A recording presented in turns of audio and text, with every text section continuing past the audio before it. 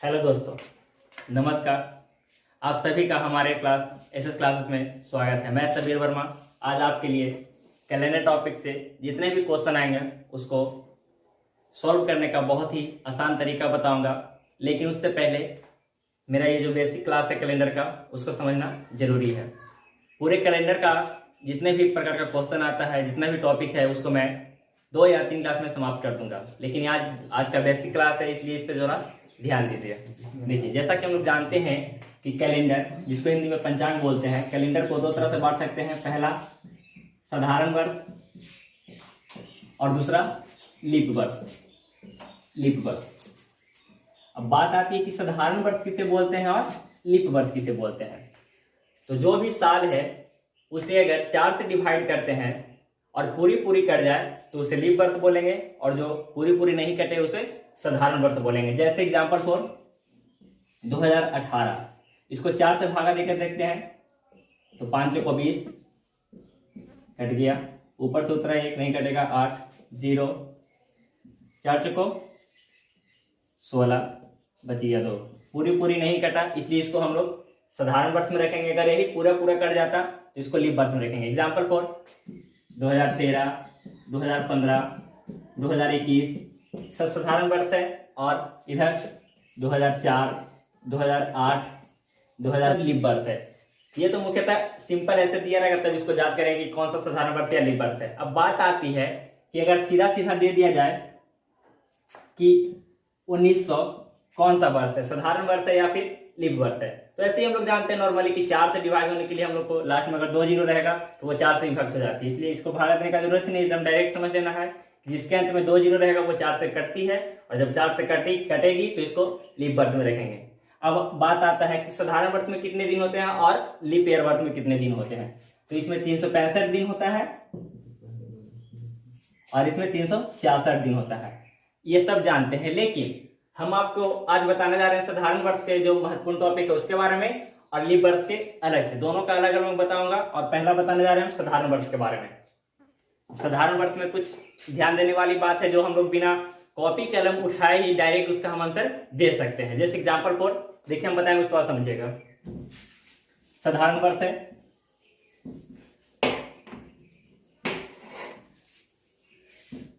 साधारण वर्ष का पहला टॉपिक है, यानी महत्वपूर्ण बिंदु है, जिसके बारे में हम लोग कह सकते हैं कि साधारण वर्ष जिस दिन से शुरू होगा उसी दिन पर जाकर समाप्त होगी। साधारण वर्ष जिस दिन शुरू होगा उसी दिन जाकर समाप्त होगी। जैसे अगर 1 जनवरी 2019 को मंगलवार होगा तो 1 जनवरी 2019 को अगर मंगलवार होगा तो उसी साल का अंतिम दिन यानी 31 दिसंबर 2019 को भी मंगलवार होगा। पहला ये है। दूसरा बिंदु देखिएगा, दूसरा बिंदु साधारण वर्ष का है कि जनवरी एवं अक्टूबर का प्रत्येक तिथि का दिन समान होगा। जैसे 1 जनवरी को रविवार होगा तो 1 अक्टूबर को भी रविवार ही होगा। समझे? अगर 5 जनवरी को सोमवार होगा तो 5 अक्टूबर को भी सोमवार ही होगा। तीसरा बिंदु देखिएगा,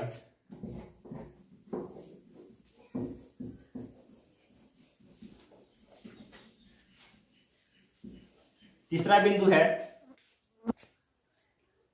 फरवरी, मार्च एवं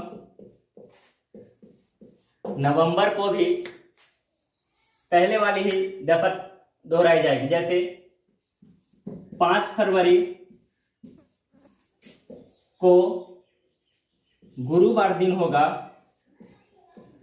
तो 5 मार्च को भी गुरुवार ही होगा और 5 नवंबर को भी गुरुवार ही होगा। अब जैसे क्वेश्चन एग्जाम में पूछ दिया जाता है कि 5 जनवरी 2019 को रविवार है, तो 5 नवंबर 2019 को कौन सा दिन होगा, तो हम लोग निकालने लगते हैं पूरा ट्रिक से, फलाना ट्रिक, लेकिन यहाँ कोई ट्रिक नहीं है। मैं जैसे बता रहा हूं कि 5 फरवरी, मार्च एवं नवंबर का दिन तिथि समान ही होता है, सिर्फ 28 नवंबर तक ही, क्योंकि फरवरी माह में 28 दिन होता है, या लीप ईयर आएगा तो 29 दिन, बस उसी दिन तक लिए, इन्हें कि 30 और 31 जो लीजिएगा, क्योंकि 30 और 31 तो इसमें होता ही नहीं है। चलिए अगले बिंदु पे बढ़ेंगे, हम लोग चौथे बिंदु पे आएंगे।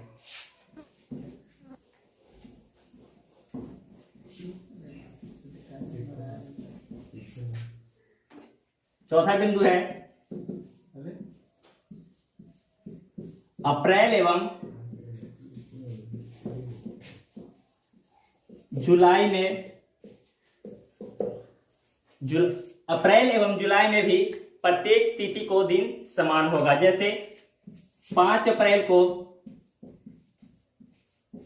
शनिवार होगा, तो 5 जुलाई को भी शनिवार दिन ही होगा। अब इसके बाद पांचवा बिंदु पे आते हैं। पांचवा बिंदु है सितंबर एवं दिसंबर माह की भी तिथि पहले की तरह ही समान होगा। जैसे 10 सितंबर को रविवार है, तो 10 दिसंबर को भी रविवार ही होगा। साधारण वर्ष की यह महत्वपूर्ण टॉपिक थी, इससे आगे भी है लेकिन इतना बहुत काफी है। अब हम लोग आते हैं लीप ईयर्स पे।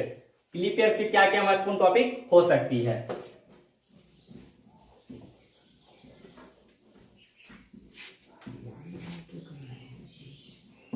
साधारण वर्ष का टॉपिक समाप्त हुआ और हम लोग आते हैं अब लीप वर्ष। जैसा कि हम पीछे पहले ही बता चुका हूं कि लीप वर्ष में 366 दिन होता है और ये सब जानते हैं। और इसका पहला टॉपिक है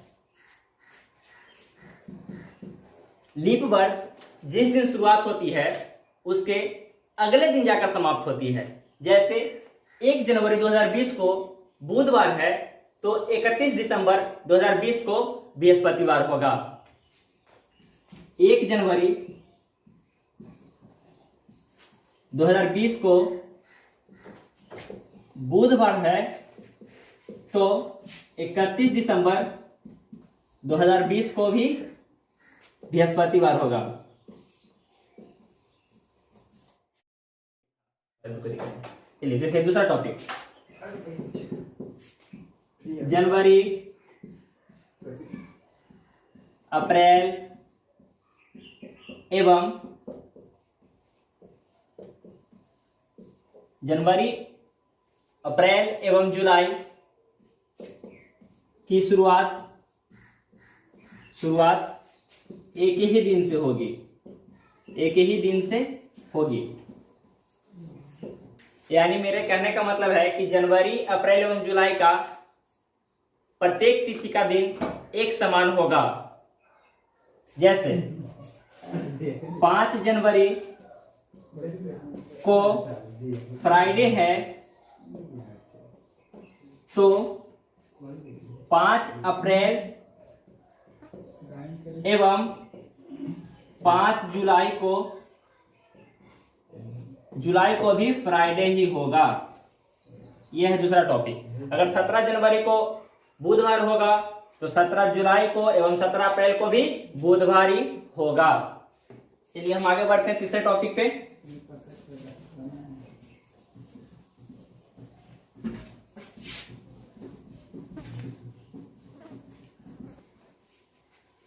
तीसरा टॉपिक है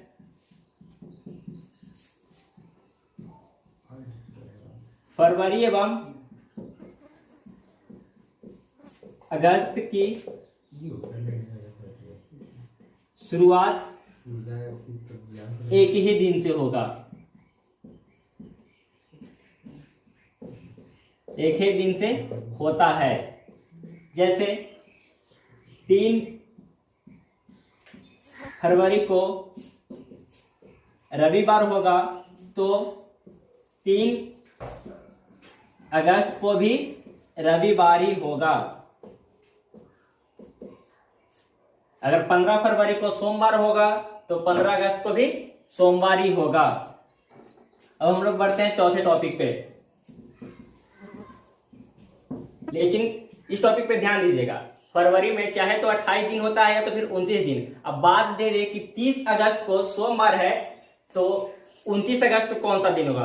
तो नॉर्मली बात है, अगर 30 अगस्त को सोमवार है तो उसके एक दिन पहले रविवार, तो 29 फरवरी को भी रविवार होगा। ये नहीं जोड़ लीजिएगा कि सोमवार तो यहाँ भी सोमवार, नहीं ऐसा नहीं है, क्योंकि फरवरी में चाहे तो 28 होगा या तो फिर 29 होगा। ऐसा भी क्वेश्चन फंसाने के लिए दे देता है, तो इसको ध्यान में रखिएगा सिर्फ फरवरी के लिए, क्योंकि इसमें 28 या तो फिर 29 दिन ही होता है। ठीक है, अब अगले टॉपिक पे आते हैं। चौथा टॉपिक होगा शायद, देखिए चौथा टॉपिक है कि मार्च एवं नवंबर की शुरुआत भी एक ही दिन से होती है। समझ लीजिए, शुरुआत भी एक ही दिन से होती है। जैसे कहने का मतलब, अगर 30 मार्च को मंगलवार है तो 30 नवंबर को भी मंगलवार ही होगा। ये सब टॉपिक मैं लीप ईयर के बारे में बता रहा हूं। ये नहीं कि अगर पूछ दिया जाए कि 3 मार्च 2019 को मंगलवार होगा तो 3 नवंबर 2019 को कौन सा दिन होगा, तो मंगलवार नहीं बताना है। क्यों? क्योंकि ये जो टॉपिक मैं बता रहा हूँ ये लीप ईयर्स के लिए था और ये साधारण वर्ष में पूछ दिया गया, तो साधारण वर्ष के लिए कुछ अलग हो जाएगा, लीप ईयर्स के लिए कुछ अलग हो जाएगा। इसको ध्यान में रखिएगा, यही मैं लिखवाने की कोशिश कर रहा था। ठीक है, तो अगर कोई क्वेश्चन पूछ दे कि 3 मार्च को अगर सोमवार है तो 3 नवंबर को कौन सा दिन होगा, तो कितनी आसान सी बात है, अगर ये याद रहेगा तो आराम से बन जाएगा। ठीक है, ये लीप ईयर्स के बारे में था। चलिए हम लोग अब आते हैं, आगे बढ़ते हैं। इसका बारे में भी कुछ महत्वपूर्ण ध्यान देने वाली बात और है। अभी मैं साधारण वर्ष और लीप वर्ष के बारे में बता रहा था कि किसमें कौन सा महीना समान होता है या नहीं होता है। ठीक है, अब मैं बात करूंगा कौन कौन सा वर्ष समान होगा। ठीक है, तो इसके बारे में मैं पहला टॉपिक लिख रहा हूं, किसी भी लीप वर्ष के 5वां वर्ष की शुरुआत, 5वां वर्ष की शुरुआत एक ही दिन से होती है, एक ही दिन से होती है। जैसे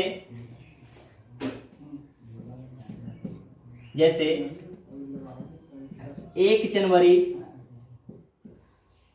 2020 को बुधवार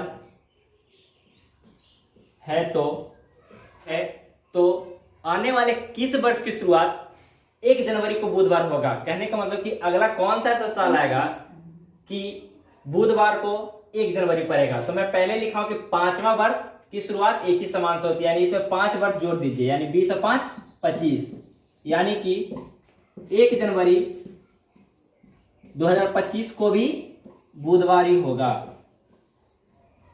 बुधवार ही होगा। जैसे एक और क्वेश्चन समझ लीजिए,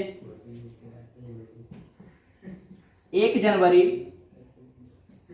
2012 को रविवार था, तो अगले कौन से वर्ष 1 जनवरी को रविवार पड़ेगा। यानी अभी मैं बताया सिंपल सी बात कि इसमें 5 साल जोड़ लीजिए, यानी 2017, यानी 1 जनवरी 2017 का दिन रविवार होगा। चलिए ये टॉपिक हुआ। अगला टॉपिक देखिए, ये था लीप वर्ष के लिए कि किसी भी लीप वर्ष की शुरुआत अगर सोमवार से है तो अगले कौन से या कितने वर्ष बाद वही दिन शुरुआत होगी। लेकिन अब साधारण वर्ष में आता है, साधारण वर्ष के बाद में कुछ ध्यान देने वाली बात है, लेकिन लीप ईयर में सिंपल सी बात था कि 5वें वर्ष की शुरुआत वही होगा। लेकिन साधारण वर्ष में कुछ ध्यान देने वाली बात है जो ध्यान से देखिए और उसको समझना बहुत ही जरूरी है। साधारण वर्ष में 4 से भाग देने पर शेषफल अगर 1 बचे तो उस वर्ष जैसा उस वर्ष जैसा एक समान वर्ष अगले छठे वर्ष होगा। जैसे कि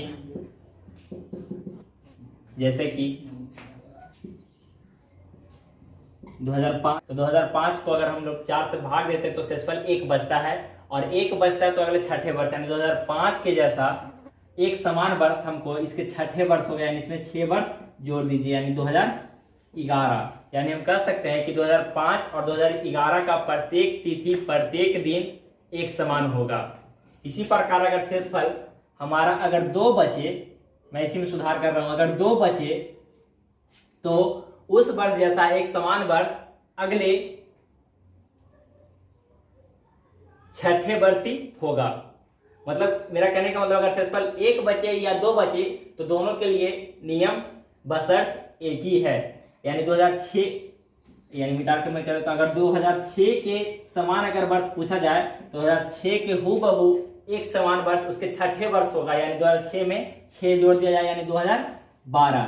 यानी हम कह सकते हैं कि अगर 1 जनवरी 2006 को मंगलवार दिन था तो 1 जनवरी 2012 को भी मंगलवार होगा।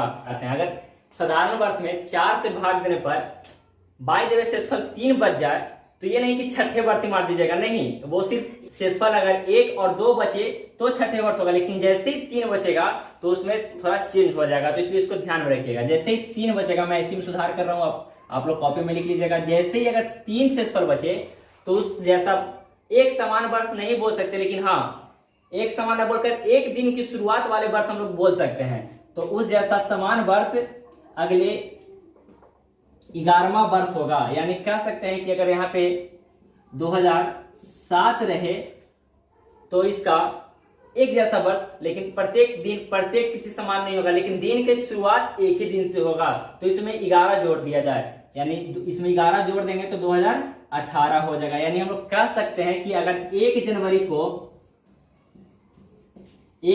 को मंगलवार होगा तो 1 जनवरी 2007 को मंगलवार होगा तो 1 जनवरी 2018 को भी मंगलवार ही होगा। अब जैसे हम लोग को क्वेश्चन दे दिया जाता है कि 2007 के हूबहू या 2007 के 1 जनवरी को मंगलवार था, तो किस वर्ष आने वाले में अगर 1 जनवरी 2007 को रविवार है तो आने वाले अगले कौन से वर्ष में 1 जनवरी को रविवार होगा। तो सिंपल सी बात, ऑप्शन देखेंगे, ऑप्शन में अगर उसमें 11वां साल जोड़कर होगा तो 11वां साल जोड़ दीजिएगा, अगर 11 दूनी 22 यानी 11 के गुना में बढ़ते जाएगा तो उसको दे दिया जाएगा। यानी अगर सिंपल सी बात 11 साल के अंदर ही रहेगा तो उसमें 11 जोड़कर दे दीजिएगा। अगर 5 जनवरी 2007 को रविवार है तो कौन से वर्ष में 5 जनवरी 2007 को रविवार होगा, तो आगे के लिए पूछेगा तो आगे में 11 जोड़ देंगे, अगर पीछे वाले दे देगा ऑप्शन में तो 11 घटा कर दे देंगे। चलिए बात समाप्त हुआ।